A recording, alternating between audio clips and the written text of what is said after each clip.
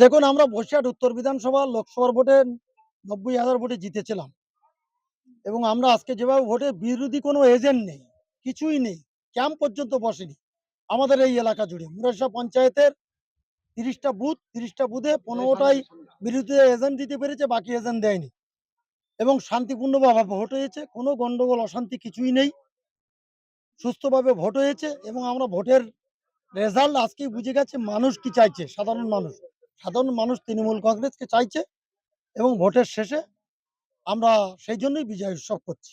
আমরা আমরা জিতে গেছি ইনশাল্লাহ, কোনো অসুবিধা নেই। আমরা ৭০,০০০ ভোটে জিতবো এবার এই বিধানসভায়, যেহেতু অনেক ভোট কেটে গেছে। ৯০,০০০ ভোটে জিতেছিলাম, এই জন্য এবার আমরা ৭০,০০০ ভোটের উপরে জিতবো, কমে আসবে না। অবশ্যই থাকবে, মমতা ব্যানার্জি থাকবে, তৃণমূল কংগ্রেস, সেই জন্যই আমরা বিজয় উৎসব করছি। আমার নাম আকার আলী মন্ডল, মুরারশাহ পঞ্চায়েতের সভাপতি, হাসনাবাদ গোলাকপুর সহ সভাপতি।